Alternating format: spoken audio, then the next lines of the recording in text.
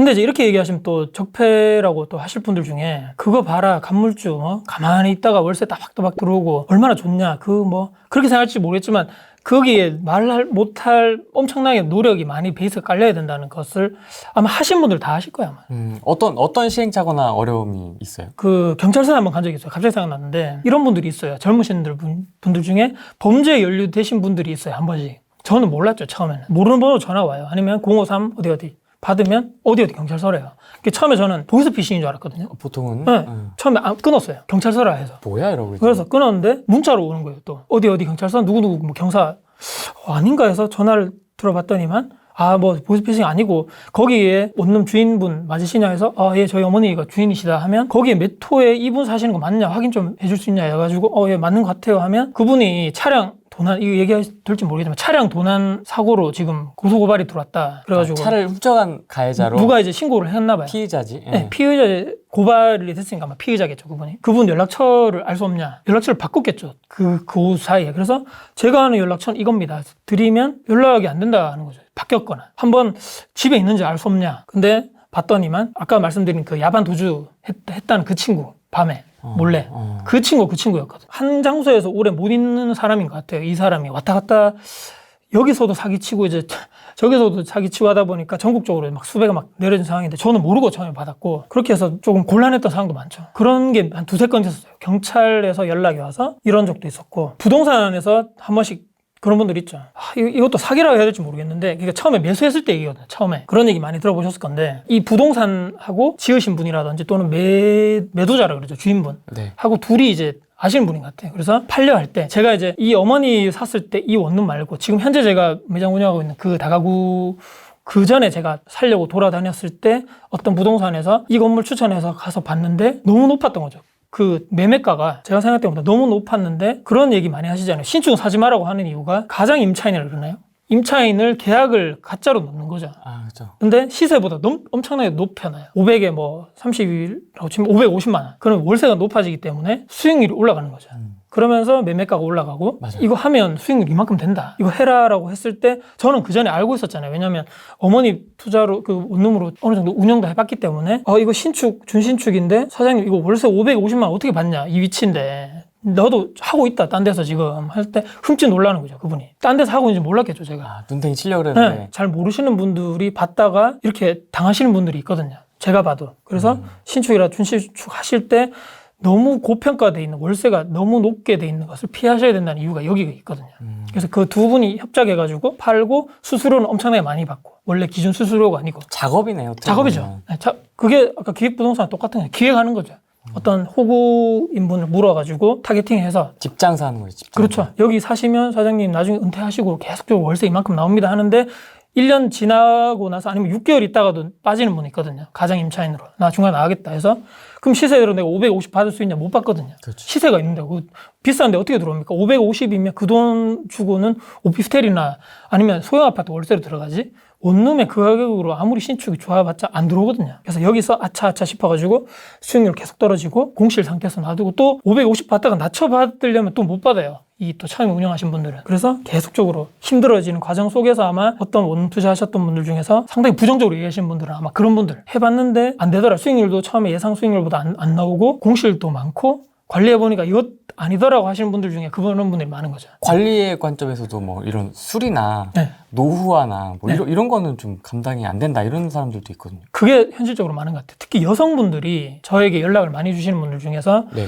여성분들이 원룸을 하고 싶은데 그런 걱정이 많으신 거죠. 그러니까 가장 걱정 또 이런 것들이 세입자가 중간에 연락이 와가지고 막 밤에 자는데 뭐 고쳐달라, 뭐 화장실 물이 안 내려간다, 전등 고쳐달라 한 번씩 있긴 있는데 근데 여성분들이 대응하기 쉽지 않거든요, 사실은. 그래서 저는 이제 제가 회사에 예전에 원자력 발전소 근무했을 때 제가 전기 전자 쪽으로 제가 근무를 했었거든요. 어느 정도 이 전기 쪽을 만질 줄 아는 사람이다 보니까 배선이라든지 뭐 등 교체라든지 이런 측면에서는 조금 도움이 됐던 거죠. 그래서 모르시는 분들은 아마 힘드실 것 같고 근데 이제 잘 모르신다 하더라도 제가 봤을 때는 그 주변에 있는 전문가분들이 있거든요. 업체분들을 잘 이렇게 활용하셔가지고 내가 모른다 하더라도 그런 것은 제가 모르는 분야는 전문가에게 맡기는 게 오히려 스트레스 덜 받는 방법이다라고 생각하면서 수익률 조금 낮추더라도 비용을 들이고 수리를 하시는 게 맞지 않겠는가. 내가 다 할 수 없거든요. 저도 예를 들어서 초반에 제 욕심에서 도배장판을 막 도전했었어요. 처음에 이 어머니 그 원룸 사서 안 돼요. 이거는 전문가가 아니면 제대로 안 나옵니다. 특히 도배장판을 깔끔하게 안 나오더라고요. 그래서 그거는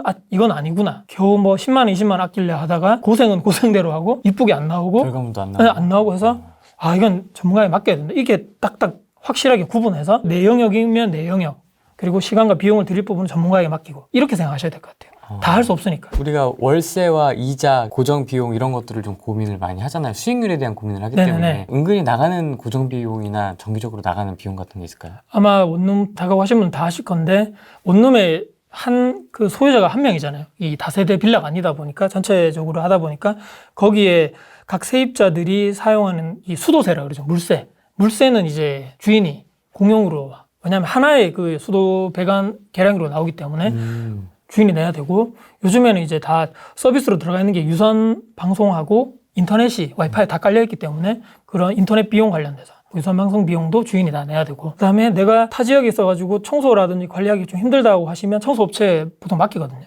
그래서 각각 비용도 좀 대략 말씀해 주시면 좋을 것 같아요. 물세는 제가 좀 다를 수 있는데 10세대 기준으로 하면 10세대? 네, 위에 10세대 지금 현재 제가 운영하고 있는 10세대 기준으로 한 달에 10에서 12만 원 사이 월 고정적으로. 인터넷은 요즘에 인터넷이 좀 좋은 게 많이 가격이 3년 약정으로 이렇게 들어가면 막 현금 지원도 되고 여러분 다 아실 거예요 아마. 그래서 7에서 8만 원 10세대 10세대 기준으로 와이파이하고 유선 방송 들어가는 거. 그 다음에 청소 비용은 제가 직접 다 하고 있기 때문에, 관리는 제가 어차피 거기 상주를 하고 있기 때문에 청소 비용은 제가 알기로는 5에서 10만 원으로 제가 알고 있거든요.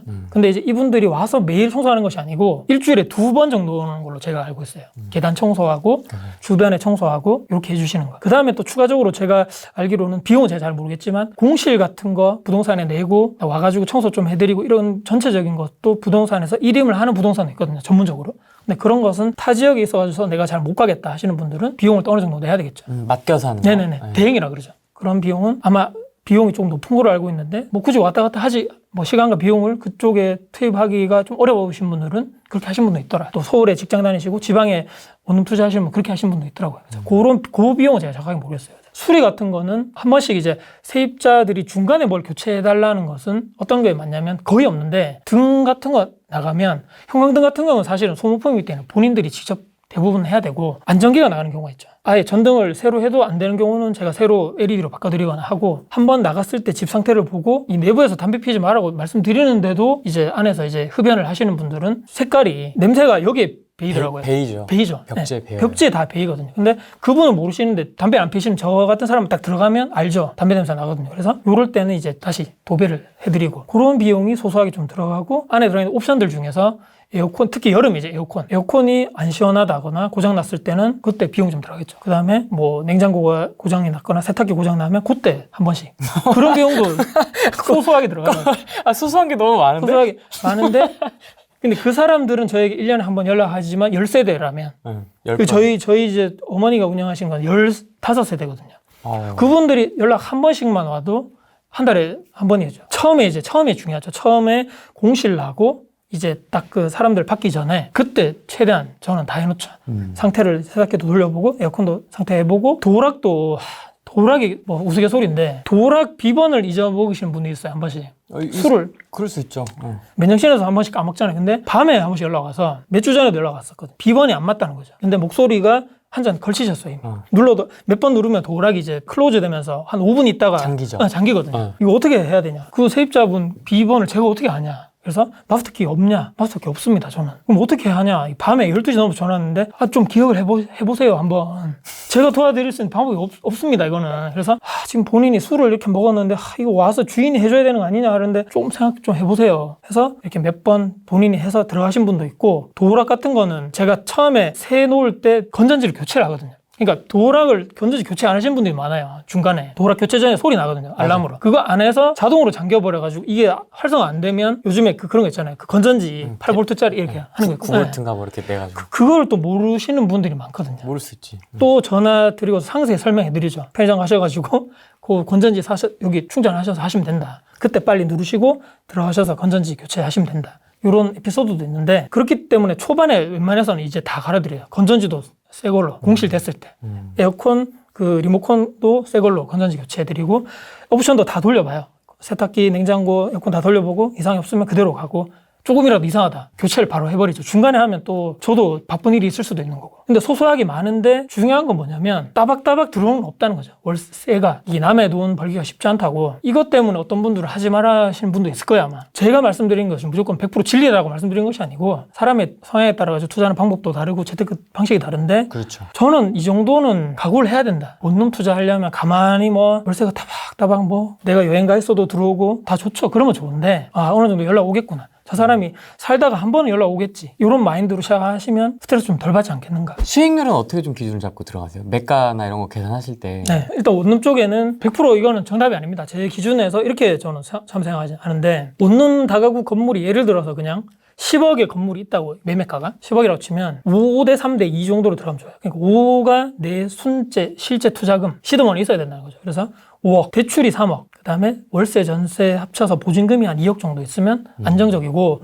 플러스해서 한두 집 정도 전세금 정도 내가 내줄 시드머니가 그 여유자금이 있어야 된다. 분명히. 아파트와 다르거든요. 아파트는 워낙 다 뭐 많이 들어오신 분이 있기 때문에 근데 다가구 원룸에 들어오시는 전세 들어오시는 분은 수요가 한정적이단 말이죠. 아파트보다는 상대적으로. 그래서 바로 전세가 나오고 탁탁 이게 안 돼요. 너무 빠듯하게 투자하신 분이 있는데 완전 다 올인해서 막 여유자금 하나도 없이 하다가 나중에 전세자가 나가시는데 빼줄 돈이 없고 바로 들어오시지 않는다면 멘탈 붕괴되거든요. 그래서 약간은 여유롭게 조금 있으면 좋은데 그래서 이제 초반에 제가 말씀드린 대로 우리가 평범하고 뭐 돈이 뭐 매덕이 없잖아요. 우리 뭐 평범한 사람이 그런 돈이 없기 때문에 저는 그래서 초반에는 조금 젊으신 분들은 공격적으로 하시면 좋다. 투자를 아파트라든지 시세차익형 투자를 통해서 분양권이라든지 해서 내 시드머니를 차곡차곡 모으시고 난 다음에 내가 나중에 이제 저 같은 생각이겠죠. 나중에 내가 뭐 퇴직을 하고 저도 퇴직을 할 수 있었던 가장 큰 이유가 월세로 수익이 어느 정도 나고 있었기 때문이었던 거죠. 이거 없었더라면 거기를 아마 저는 못 나왔을 것 같아요. 제 사업이 잘 된다는 보장이 없기 때문에. 지금 다니는 회사에서 언젠가는 내가 나올 건데 퇴직을 하든 뭐 중간에 중도 퇴직하시든 근데 월세로 현금 흐름 조금이라도 발생시키고 싶은 분들이 이 포트폴리오 변경은 아마 조금은 나중에 공격적으로 하시다가 월세 쪽으로 현금 흐름이 발생되는 쪽에 내가 해야 되겠다고 하신 분들은